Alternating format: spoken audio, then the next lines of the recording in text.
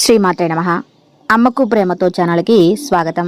అందరికీ కూడా ఆ అమ్మవారి ఆశీస్సులు ఉండాలని మనస్ఫూర్తిగా తల్లిని వేడుకుంటూ ఇవాళ మనం అయ్యప్ప స్వామి వారి యొక్క పూర్తి చరిత్రను తెలుసుకుందాం. అందరం కలిసి ఈ అద్భుతమైన పురాణ గాథ విందాం. పూర్వం రంభా మహిషు రూపం ధరించినప్పుడు ఆమెకు కలిగిన సంతానం పేరే మహిషాసురుడు. మహిష అంటే అసూయ, అసురుడు అంటే రాక్షసుడు. మహిషాసురుడు అతి క్రూరాతి క్రూరుడు. అతని ముల్లోకాలను జయించాలని కోరిక ఉండేది. అందుకోసం మరణం తన దరికి చేరకుండా ఉండేందుకు బ్రహ్మదేవుని కోసం తీవ్రమైన తపస్సు చేసి ఆయన్ని ప్రసన్నం చేసుకుంటాడు. బ్రహ్మదేవ, నాకు ఎటువంటి మగప్రాణి నుండి మరణం సంభవించకుండా ఉండేలా వరం ఇవ్వు.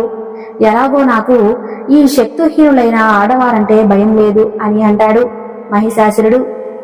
సరే అని బ్రహ్మదేవుడు అతను కోరిన వరం ఇస్తాడు. దాంతో అతని ఆకృత్యాల మరింత పెరిగి యజ్ఞాలు చేసేవారిని చంపేసేవాడు, వేదపఠనం చేసేవారిని హింసించేవాడు. భయంతో ఎవరు యజ్ఞాలు కానీ వేదపఠనం కానీ చేయకుండా మానేశారు. చివరికి శివకేశవుల పూజను కూడా నిషేధించాడు. రాక్షసుడు స్వర్గంపై దండెత్తి దేవతలను చిత్రహింసలు పెట్టి అమరావతిని ఆక్రమించాడు. సకల దేవతలు అతనికి మగపురుషుల నుండి ఎటువంటి భయం లేదు కాబట్టి అందరూ కలిసి జగన్మాత పరమేశ్వరుని దగ్గరకు వెళ్లి ఆమెను శరణు వేడారు. అమ్మవారు తన అంశతో, హరిహరుల అంశతో సకల దేవతల అపశక్తిని మేళవించి భయంకరమైన చండికాదేవి రూపాన్ని ధరించింది.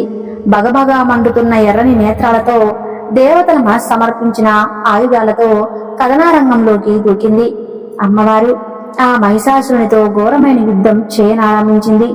చండికాదేవి అలా 15 రోజుల పాటు భీకరమైన యుద్ధం జరుగుతుంది.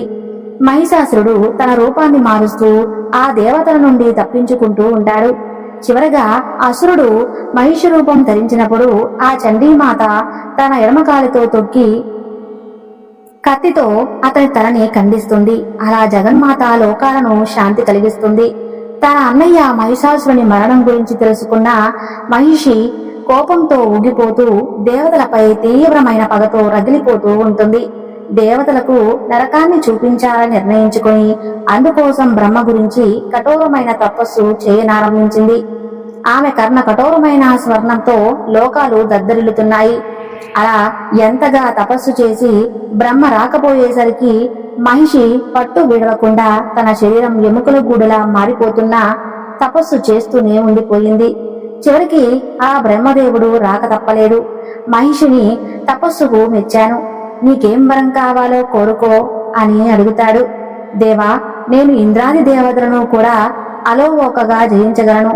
కాని ఆ హరిహరులు పన్నాగాలు వేసి నన్ను చంపేస్తారు. అసలే మా అన్నను కుట్రపూరితంగా చంపారు. ఆయన కోల్పోయిన బాధ నన్ను కలిచివేస్తున్నది. అందుచేత హరిహర నుండి నాకు మరణం లేకుండా చేయుము అని అంటుంది. బ్రహ్మ సంశయంలో ఉండగా మహిషి వెంటనే అలా లేని ఎడల హరిహరులకు జన్మించిన బిడ్డ వల్ల నాకు మరణాన్ని సంభవించేలా వరం ఇవ్వు దేవా.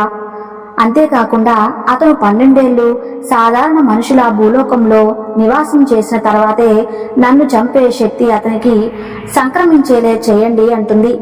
బ్రహ్మ తదాస్తు అని పలికి అక్కడి నుంచి వెళ్లిపోతాడు. ఆ రాక్షసి ఉద్దేశం ఏమిటంటే శివకేశవులు ఇద్దరు మగవారు కదా, మరి వారి బిడ్డలు ఎలా జన్మిస్తారు అనుకుని తన తెలివిని తానే మెచ్చుకుంటూ వెగట అట్టహాసంగా నవ్వసాగింది. ఇదిలా ఉండగా భస్మాసుడనే రాక్షసుడు పరమేశ్వరుని కోసం ఒంటికాలి మీద ఘోరమైన తపస్సు చేయసాగాడు. అతని భక్తికి మెచ్చిన పరమేశ్వరుడు ఏం వరం కావాలో కోరుకోమంటాడు. అతను ఒక విచిత్రమైన కోరిక కోరుకోవాలి అనుకుంటాడు. తన శత్రువులు ఎటువంటి బాధ నొప్పి లేకుండా, తన చేతులకి కష్టం లేకుండా, ఎటువంటి ఆయుధాలు లేకపోయినా ఎదుటివారిని క్షణాల్లో చంపాలనుకుంటాడు. దానికోసం అతను ఎవరి తలపై చెయ్యి పెడతాడో వారు భస్మమైపోవాలని కోరుకుంటాడు. దాంతో శివుడు ఆలోచనలో పడి ఈ కోరిక వలన ఇతరులకు హాని కలిగే ప్రమాదం ఉంది, మరేదైనా కోరుకో భస్మాసురా అని అంటాడు. శివుణ్ణి మెప్పించిన భక్తునికి ఇదేనా నువ్విచ్చే విలువ? తగదు స్వామి అని అంటాడు. ఈశ్వర, ఎట్టి పరిస్థితుల్లోనూ నాకు భస్మం చేసే వరమే కావాలని పట్టుబడతాడు. ఇక శివుడు చేసేదేం లేక వరం ఇస్తాడు. దాంతో ఆ వరంతో 1000 ఏనుగుల శక్తి వచ్చిన భస్మాసురుడు, ఓ పరమేశ్వర, నేను వరం అడిగితే తటపటాయించావు. నీవు వరమిచ్చావో లేదో నాకెలా తెలుస్తుంది? అందుకే నీ తలపై చేయి పెట్టి నాకు నీవిచ్చిన వరాన్ని ప్రయోగిస్తాను అని అంటాడు. దాంతో ఆ పరమేశ్వరుడు ఏం చేయాలో అర్థం కాక పరుగులు అందుకుంటాడు. ఇదంతా దివ్య నేత్రాలతో చూస్తున్న శ్రీహరి వెంట పడుతున్న భస్మాలను చూసి నవ్వుతూ శివునికి వచ్చిన ఆపద నుంచి తప్పించడానికి వయ్యారాల అందగత్తె మోహిని రూపంలో అక్కడికి వస్తాడు. ఆమె అందాన్ని చూసి ఒక్కసారిగా భస్మాసుడికి మతి భ్రమిస్తుంది. ఆహా, రాక్షసునివి కూడా ఏమి పిచ్చిగడ్డం, చూడ్డానికి ఇంతగా నిగనిలాడుతున్నావే, కాస్త ఆగు, ఎందుకు పిచ్చి పరుగులు అని మైకపు కళ్ళలతో మునిపంటిపి పెదవిని కొరుకుతూ ఉంటుంది. దాంతో భస్మాసురునికి గుండె జారినంత పనయింది. ఆ మోహిని మాయలో పడి ఆమె నాట్యం చేస్తుంటే అతను కూడా నాట్యం చేశాడు. ఆమె నవ్వు విసిరితే అతను కూడా నవ్వాడు. ఆమెను తన కౌగిలిలో బంధించడానికి చూపులు కలుపుతూ వికారమైన ముఖంతో శృంగారాన్ని వలకబోస్తూ దాడికి చేరాడు. కాని ఆ మోహిని తప్పించుకుంటూ కాస్త దూరంగా వెళ్లి దగ్గరకు రమ్మని సైగ చేస్తూ ఒక భంగిమ ఆచరిస్తూ తన చేతిని తన తలపైనే పెట్టింది. అతను కూడా ఆమె చేస్తున్నట్టుగా అతని చేతిని అతని తల మీదే పెట్టుకున్నాడు. ఇక అంతే, భస్మాసురుడు భస్మమైపోయాడు. శివుడు కూడా ఆ మోహిని మాయలో పడి ఆమె ఒంటి నుండి వస్తున్న ఆ పరిమళాలకి తనని తాను మైమరిచిపోయి, ఎవరు నీవు అని మహాశివుడు అనగా, నేను ఎవరిని కాదు, మీరు నన్ను ఎలా చూస్తే అలా కనిపిస్తాను అంటుంది. ఆ క్షణంలో పరమేశ్వరుడు అలా చూస్తూ ఉండిపోయాడు. కాని దాని వెనుక ఉన్న పరమార్థం ఏమిటో ముందు మీకే తెలుస్తుంది. హరిహరుల ఇద్దరు రసవత్తరంగా నాట్యమాడగా వారి కలయికతో ఒక శ్వేత బిందువు ఉద్భవిస్తుంది. అందులో నుండి హరిహరుల శక్తితో ప్రకాశవంతమైన వెలుగులో అయ్యప్ప స్వామి వారు ఉద్భవిస్తారు. శివపురాణంలో ఇలా హరిహరుల కలయిక ఉండదు. అయ్యప్ప స్వామి వారి పుటకలో కనిపిస్తున్న మహిష్ని అంతం చేయటం కోసమే బ్రహ్మ ఇచ్చిన వరం కారణంగా హరిహరుల కలయిక జరుగుతుంది. కలియుగంలో ధర్మం ఒంటి పాది పైన నిలబడి ఉంది. ధర్మదేవతకి భారాన్ని తగ్గించడానికి, లోకానికి శాంతి కల్పించడానికి అయ్యప్ప స్వామి వారు ఉద్భవిస్తారు. ఆ తర్వాత ఏం జరుగుతుంది? అయ్యప్ప స్వామి వారి చరిత్ర కలియుగంలో ధర్మం ఒంటి పాదంపై నడుస్తూ ఉంటుంది. ఆ ధర్మాన్ని కాపాడేందుకు హరిహరుల కలయికతో అయ్యప్ప స్వామి వారు ఉద్భవిస్తారు. అందుకే ఆ హరిహర సుతుడని ధర్మశాస్త్ర అని కూడా పిలుస్తుంటారు. బాలుడైన అయ్యప్ప స్వామి వారిని హరిహరాలో పంబా నది తీరం దగ్గర వదిలి వెళ్లిపోతారు. ముగ్ధ మనోహరమైన ముఖ వర్చస్సుతో ఒక దట్టమైన అడవిలో పడుకొని దోలాడుతూ నవ్వుతుంటాడు ఆ స్వామి. ఆ బాలుడి మెడలో ఒక స్వర్ణం కట్టుబడి మెల్లగా మ్రోగుతూ దేదీప్యమానంగా వెలిగిపోతూ కనిపిస్తూ ఉంటుంది. ఆ సువర్ణ గంట పేరు మణి. అది కంఠం నుండి ధరించి ఉంది కాబట్టి ఆయనకి మణికంఠ అని పేరు వచ్చిందని చెబుతుంటారు. ఆ ప్రకాశానికి వేటకు వెళుతున్న మండలరాజు రాజశేఖరరాజుకు చూపు ఆ బాలుడిపై పడుతుంది. క్రూరముగాలు తిరిగే ఈ కారణ్యంలో ఇక్కడ ఈ బాలుడు ఎవరు వదిలేశారు అని అటూ ఇటూ చూస్తాడు. కాని ఆయనకు ఎవరు కనిపించరు. మహాశివుడు ఒక ముని రూపంలో వచ్చి, ఈ బిడ్డకు దేవుడిచ్చిన బిడ్డలా చూసుకో, నీకు బిడ్డ లేరు కదా అనగానే, అవును స్వామి, ఆ పరమేశ్వరుడిని బిడ్డను నాకు ప్రసాదించాడేమో అని సంతోషిస్తూ ఆ ముద్దుగులిగే బాలుడి వైపు చూడగా ఆ బిడ్డ నవ్వుతూ కనిపించాడు. తన చేతులపై ఎత్తుకొని రాజు సంతోషంగా ఆ పిల్లాడిని రాణి దగ్గరకు తీసుకెళ్తాడు. ఆమె కూడా చాలా సంబరపడిపోతూ ఆ బిడ్డను అపురూపంగా పెంచుతూ వస్తుంది. స్వామి వచ్చిన వేళ విశేషం ఏమిటంటే, 1 సంవత్సరం తిరగక ముందే రాజ్యంలో ఎన్నో మార్పులు వచ్చాయి. రాజ్యం సుభిక్షంగా కలకలలాడుతూ వచ్చింది. మహారాణికి కడుపు పండి ఒక పిల్లవాడు జన్మించాడు. అతని పేరు రాజుగా నామకరణం చేస్తారు. దంపతులు అయ్యప్ప స్వామి వారు చిన్న వయసులోనే రాజగురువు దగ్గర అస్త్ర శాస్త్రాలని సకల విద్యల్ని నేర్చుకునేస్తాడు. ఎంతో దూరం నుండి చెట్టుకు వేలాడుతున్న మామిడి పండ్ల గుత్తుని అంచనా వేసి గురి తప్పకుండా ఆ గుత్తికి మాత్రమే కొట్టాడు. ఇది చూసిన గురువుకి అర్థమైపోతుంది అతను సామాన్యమైన వ్యక్తి కాదని. దైవ లక్షణాలు ఆ బాలుడిలో కనిపిస్తున్నాయి. కానీ ఏ కార్యం మీద ఈ బాలస్వామి ఇక్కడికి వచ్చారని ఆయన చూస్తూ మురిసిపోయేవాడు. తన గురువు కుమారుడు పుట్టడమే చూపు లేకుండా చెవిటితో పుట్టిన పిల్లాడిని చూసి గురువు బాధపడుతుండగా మణికంఠుడు ఆ పిల్లాడికి చూపుని ప్రసాదిస్తాడు. పిల్లాడి అవిడితనాన్ని పోగొట్టి గురుదక్షిణ తీర్చుకుంటాడు. ప్రజలందరూ అయ్యా, అప్ప అంటూ ఎప్పుడూ అయ్యప్ప స్వామి చూపిస్తున్న ప్రేమకి అతను విలువిద్యను చూస్తూ ఉండిపోయేవారు. కన్న తల్లిదండ్రులు కాకపోయినా ఆయన వారిని అమితమైన ప్రేమ అనురాగాలతో చూసేవారు. అయ్యప్ప స్వామి వారికి యుక్త వయసు రాగానే వచ్చింది. రాజశేఖరుడు తన పాండల రాజ్యపు రాజుగా మణికంఠునికి పట్టాభిషేకం చేయాలని నిర్ణయించుకుంటాడు. ఇదే విషయం అందరికీ చెప్పి వారి సలహా అడుగుతాడు. సభాముఖంగా అందరూ సంతోషిస్తారు, ఒక ప్రధానమంత్రి తప్ప. ఎందుకంటే అయ్యప్ప స్వామి మంత్రి ఆటల్ని సాగించేవాడు కాదు. ఆయన ఆవలిస్తే పేగులు లెక్కపెట్టి తప్పులు ఎత్తి చూపేవాడు. అందుకే ఎట్టి పరిస్థితుల్లోనూ మణికంఠకి పట్టాభిషేకం జరగకూడదని భావించి మహిళారాణి దగ్గరకు వెళ్లి తన పావులు కదిలిపాడు. మంత్రి, తల్లి, ఏమిటి మీరందరూ చేస్తున్న ద్రోహం?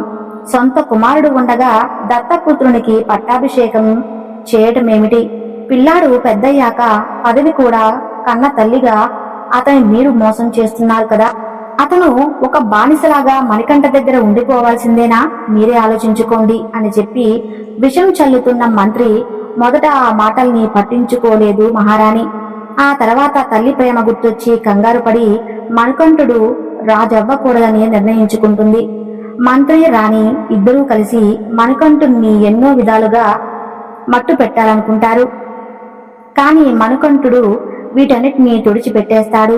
ఈ ప్రమాదంలో ఒక్కసారి మాత్రమే మణికంఠుడికి బలమైన గాయం అవుతుంది. ఆ సమయంలో తన తండ్రి పరమేశ్వరుడే ఒక సాధువు రూపంలో వచ్చి గాయం నయం చేస్తాడు.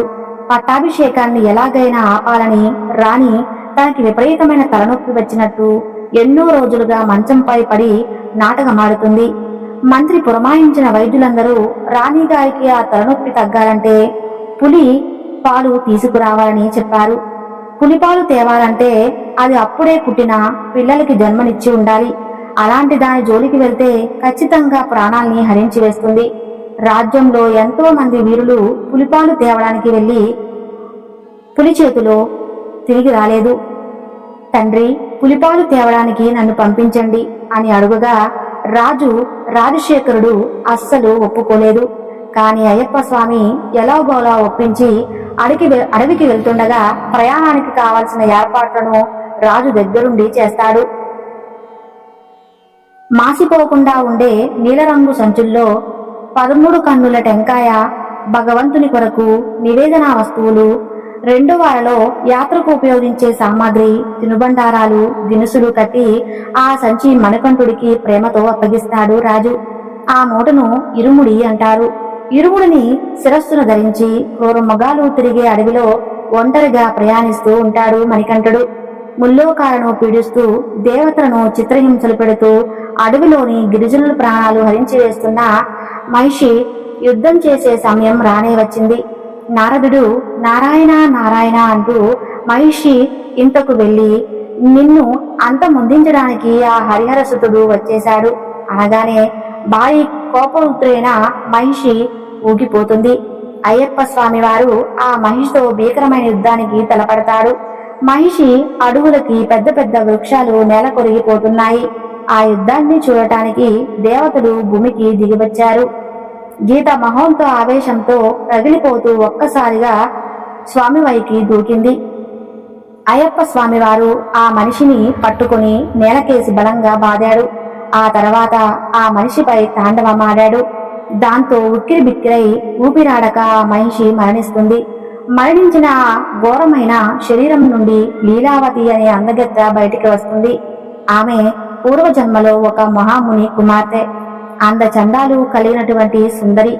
ముని దగ్గర శిష్యరికం చేస్తున్న దత్తాత్రేయపై ఆమె మనసు పడి తన వాంఛ తీర్చుకోవడానికి దత్తాత్రేయుని వివాహం చేసుకుంటానని తన తండ్రితో అంటుంది. తల్లి, నా దగ్గర శిష్యరికం చేస్తున్న ఆ దత్తాత్రేయుడు నీకు అన్నలాంటివాడు. సమయం వచ్చినప్పుడు నీకు మంచి వరుణ్ణి చూసి వివాహం చేస్తాను, కాబట్టి నీ వ్యర్థమైన ఆలోచనలు మానుకో అంటాడు. అతడు నాకు అన్న ఎందుకు అవుతాడు అని ఆ ముని ఎంత చెప్పినా వినకపోవటంతో, ఏమిటి మహిషిలా ఈ పిచ్చి మోహం, వచ్చే జన్మలో నీవు మహిషివై పుట్టుగా అని శపిస్తాడు. అలా ఆ తర్వాత జన్మలో లీలావతి మహిషిలా పుడుతుంది. ఇక అయ్యప్ప స్వామి వారి చేతిలో మరణించాక ఆమెకు శాప విమోచనం కలుగుతుంది. మన్మధుడు వంటి ఆ స్వామిని చూడగానే లీలావతి సిగ్గుపడుతూ సన్నగా నవ్వుతూ తనని పెళ్లి చేసుకోమని వేడుకుంటుంది. లీలావతి, ఇంకా నీ మోహవాసనలు విడలేకపోతున్నావే, ఈ జన్మలో నేను అస్థలిత బ్రహ్మచారిని కాబట్టి నేను ఎవరిని వివాహం చేసుకోను, మరేదైనా కోరిక ఉంటే అడుగు అని స్వామి అంటాడు. లీలావతి కంట నీరు కారుతుండగా, స్వామి నన్ను క్షమించండి, మీకు ఎల్లప్పుడూ పూజ చేసుకుంటూ ఉండేలా నన్ను ఆశీర్వదించండి స్వామి అని కోరుకుంటుంది. దాంతో మిక్కిలి సంతోషించిన స్వామివారు, ఇక మీదట నీవు మాలికాపురత్తమగా భక్తుల చేత పూజలందుకుంటావు, వారిని కటాక్షించు అని స్వామివారు సెలవిస్తారు.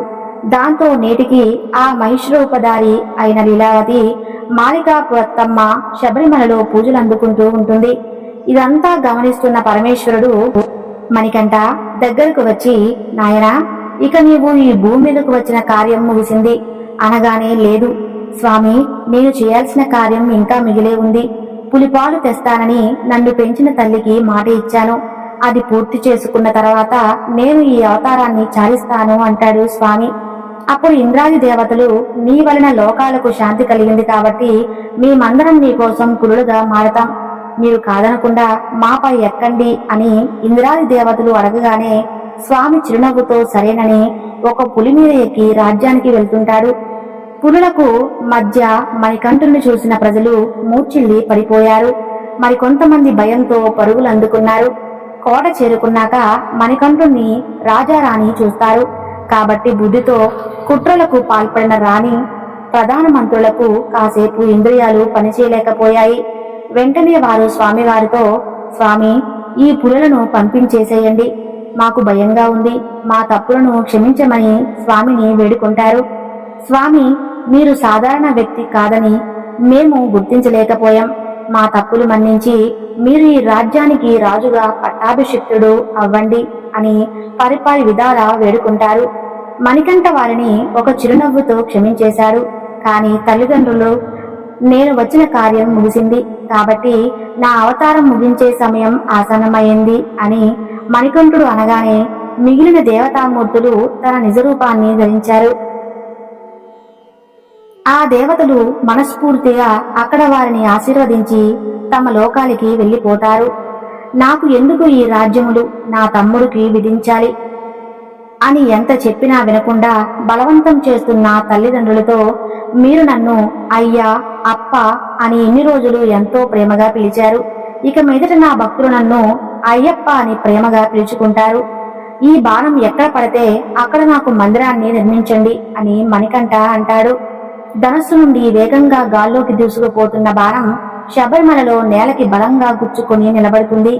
నన్ను మనస్ఫూర్తిగా భక్తి శ్రద్ధలతో మండలం రోజులు మాల ధరించి నన్ను నిష్ఠగా కొలిచి పాదరక్షలు లేకుండా ఎటువంటి వ్యామోహాలు లేకుండా నిత్య నేతాలుస్తూ ఎవరైతే నేను చెప్పిన 18 నియమాలు పాటిస్తారో వారు కోరుకున్నది ప్రసాదిస్తానని చెప్పి మాయమైపోతాడు.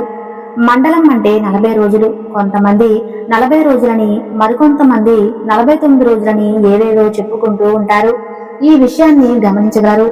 స్వామివారి ఇష్టానుసారంగా రాజు అక్కడ ఆలయాన్ని నిర్మిస్తాడు. 18 మెట్లు ఆయనకు కట్టిస్తాడు. విగ్రహాన్ని ప్రతిష్ఠించడంలో కాస్త అనుమానాలు తలపెత్తడంలో ఆలోచనలో పడిపోతాడు రాజు. అప్పుడు స్వయంగా అయ్యప్ప స్వామి వారి పరశురాముని పంపించి తన విగ్రహాన్ని ప్రతిష్ఠింపజేస్తాడు. అప్పటి నుండి స్వామివారి సేవలో శిలారూపంలో ఉంటూ మాల ధరించి వస్తున్న భక్తులను కటాక్షిస్తున్నారు. 18 కొండలెక్కి అష్ట కష్టాలు పడి ఆఖరికి 18 మెట్లు ఎక్కి స్వామివారిని దర్శించుకుంటారు. ఈ మండల దీక్ష తర్వాత ఎంతో మంది తాగుడు మానేసిన వారిని మనం చూసే ఉంటాం. పొగాకుకు బానిసగా మారి స్వామివారి అనుగ్రహంతో పూర్తిగా మానేసిన ఎంతో మంది భక్తులను మనం చూసే ఉంటాం. అయ్యప్ప మాల స్వామిని ప్రసన్నం చేసుకోవడానికి మాత్రమే కాదు, మనిషి సన్మార్గంలో పెట్టే ఒక గొప్ప దీక్ష. స్వామి శరణమయ్యప్ప. అయ్యప్ప స్వామి గురించి మరిన్ని వీడియోలు కావాలి అంటే స్వామి శరణమయ్యప్ప అని కామెంట్ చేయండి. అయ్యప్ప స్వామి వారి కాళ్లకు పట్టం ఎందుకు కట్టి ఉంటుంది? పట్టం అంటే బెల్ట్. చాలా మందికి సందేహం ఉండవచ్చు. స్వామివారి భక్తులను గుర్తించడానికి శబరిమలలో ఒంటరిగా యోగా ఆసనంలో కూర్చొని ఉంటారు. అలా దీర్ఘకాలం అభయహస్తంలో ఉండాలి అంటే కాళ్ళు పట్టు జారకుండా ఉండాలి. అందుకే అయ్యప్ప స్వామిని పెంచిన పన్నుల రాజ్యపు రాజు రాజశేఖరుడు అయ్యప్ప స్వామి వారికి ఉపయోగపడేది సమర్పిస్తాడు. ఆ తర్వాత పట్టుని నడుముకి కాళ్ళకి బిగించాక స్థిరంగా అక్కడే ఉంటూ భక్తులను అనుగ్రహిస్తారు.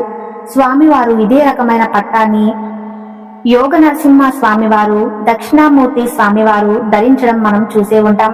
అయ్యప్ప స్వామి వారి ఆలయానికి స్త్రీలు ఎందుకు రాకూడదు అని అంటారు.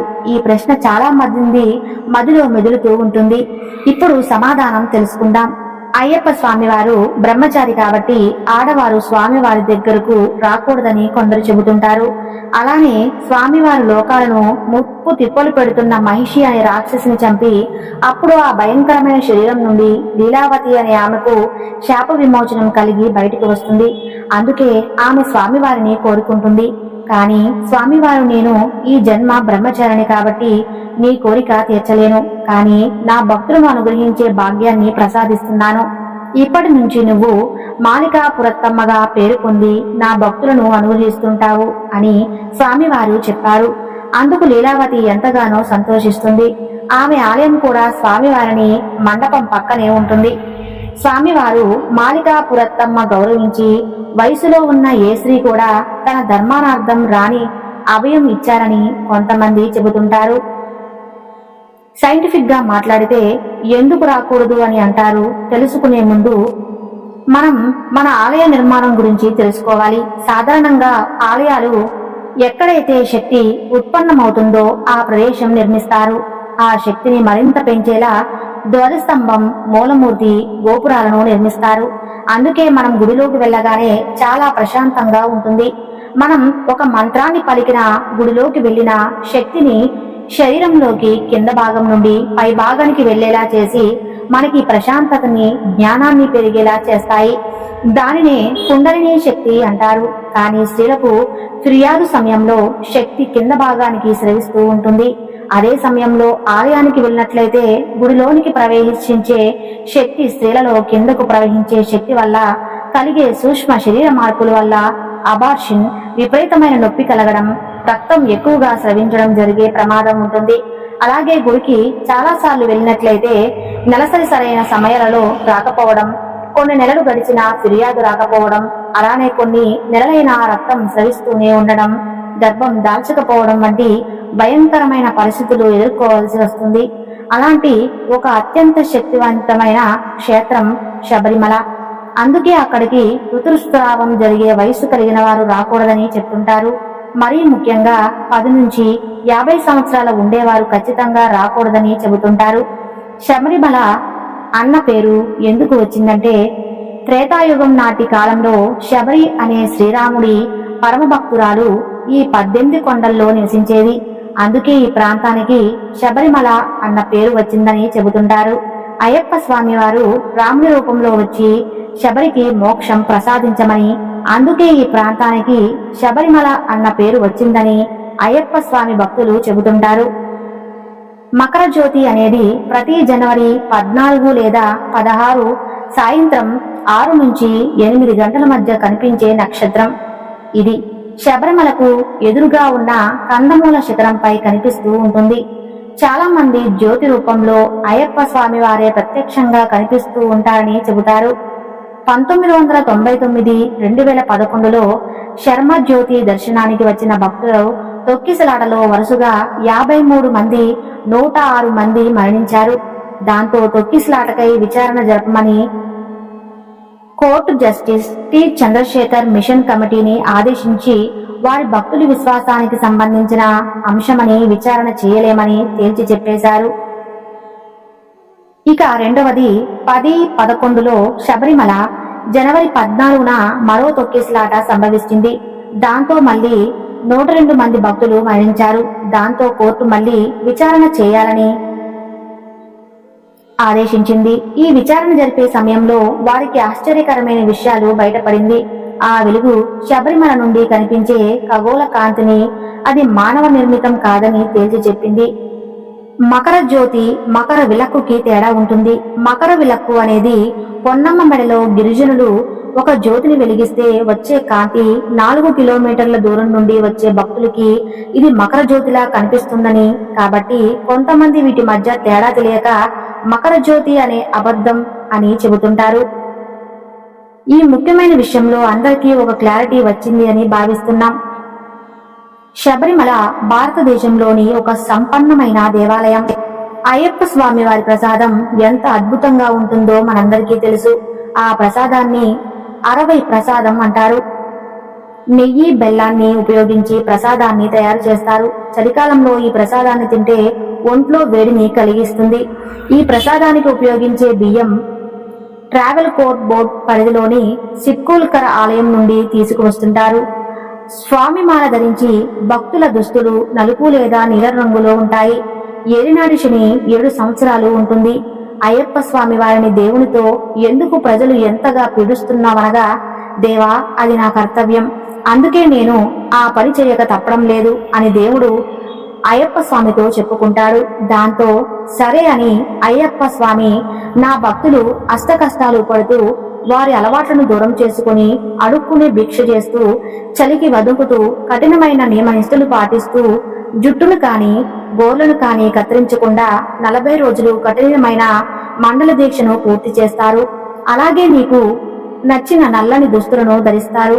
అటువంటి వారికి శని ప్రభావం లేకుండా చేయి అంటే శని భగవానుడు సరే స్వామి అని మాట ఇస్తాడు. అందుకే అయ్యప్ప స్వామి భక్తులు నల్లని దుస్తులను ధరిస్తుంటారు. అయ్యప్ప స్వామి వారు 40 రోజులు మాల వేస్తేనే దీక్షకు సంపూర్ణత లభిస్తుంది. కొంతమంది అర్ధమండలం, కాలమండలం వేస్తుంటారు. నిజానికి ఇలా చేస్తే మీ దీక్ష అసంపూర్ణంగా అయినట్లే. కాబట్టి మీరు మాల వేయాలనుకుంటే 41 రోజులు మండల దీక్షను పూర్తి చేయండి. చూశారు కదండి శబరిమల అయ్యప్ప వారి పూర్తి చరిత్ర. ఈ వీడియో గాని మీకు నచ్చితే తప్పకుండా లైక్ చేసి మీ ఫ్రెండ్స్ కి, కుటుంబ సభ్యులకి షేర్ చేయండి. Thank you.